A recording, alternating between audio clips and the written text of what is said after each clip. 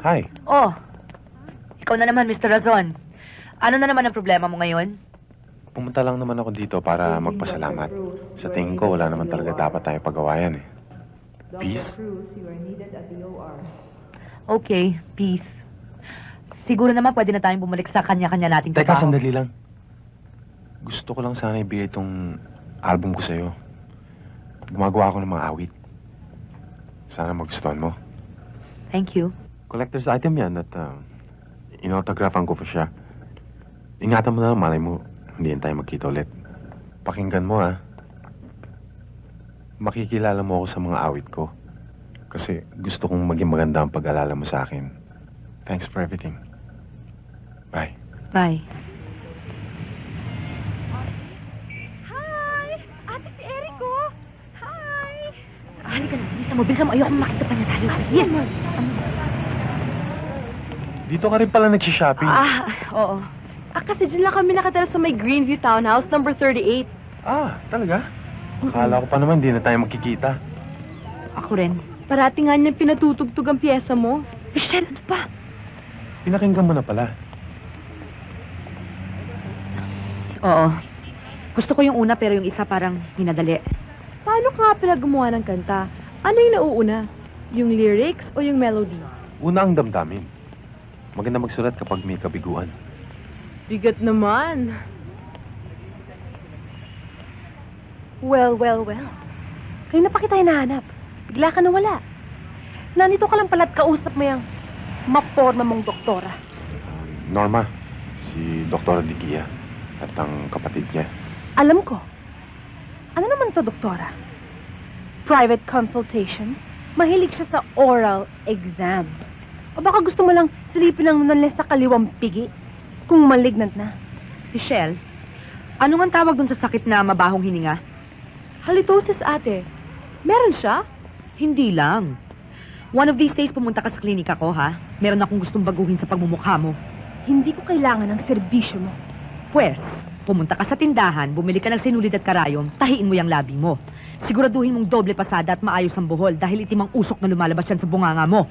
You mean pinupollute niya yung air natin, ate? Eksakto. Tayo na. Ana! Eric! Magsama kayo! Dali! Tapusin na natin to! Vivian, hindi ko sinasadya. Pero nangyari, ganun pa rin yun.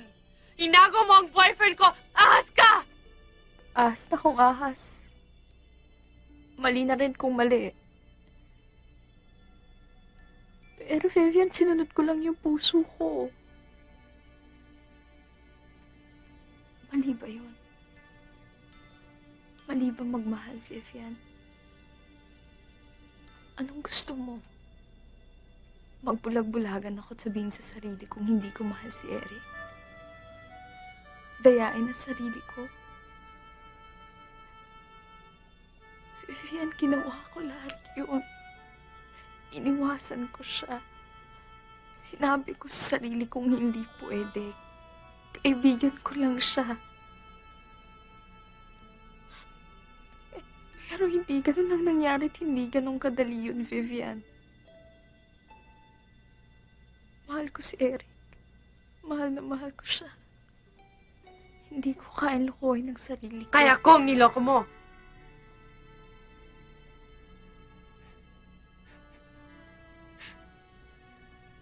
At ngayon, you're telling me things para i-justify yung ginawa mo. Gusto ko intindihin mo ko. Gusto mo? Intindihin ko rin yung kabit ng daddy ko? Now, Eric, you choose. Si Gemma o ako?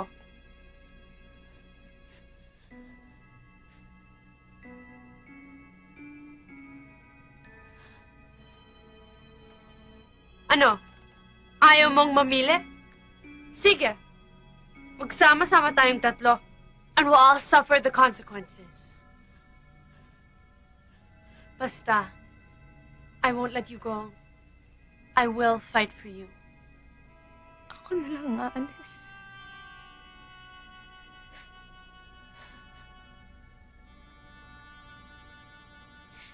Ayaw niya. Gusto niya. Nandito tayong dalawa. In that case, talagang magsama-sama tayong tatlo. Kung sinong unang sumuko, talo.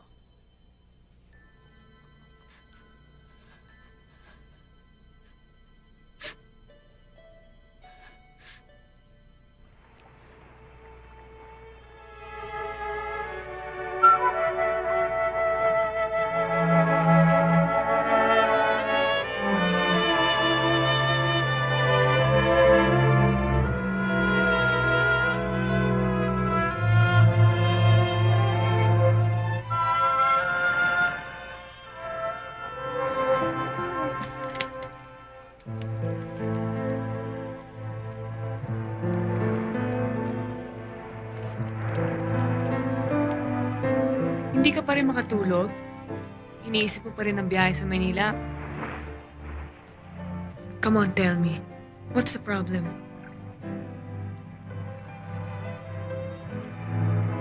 Ayokong masaktan ka. Kung bukas, sa makalawa, sa buwan, sasaktan mo pa rin ako. Sabihin mo na lang sa akin ngayon.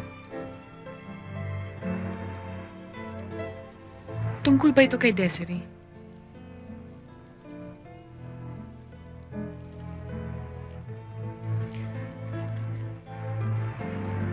Hindi kami magpinsan.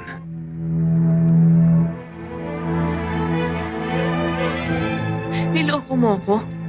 Totoo pa lang lahat ng nabalitaan ko? Hawak ka niya. Bayad sa yung board and lodging? Carissa, bago ka mag-hysteria, kaya mo ako magpaliwanag. You deserve each other. You and that are one and the same. Pareho kayo. You better watch your language! Nakakahiya ka! Kalalaki mong tao na sisikmura mong mabuhay sa pinagpawisan ng isang babae! Nakakadiri ka. Iniisip ko lang na hinahawakan mo ako kanina. Gusto ko nang maligo! Oh, and I forgot something.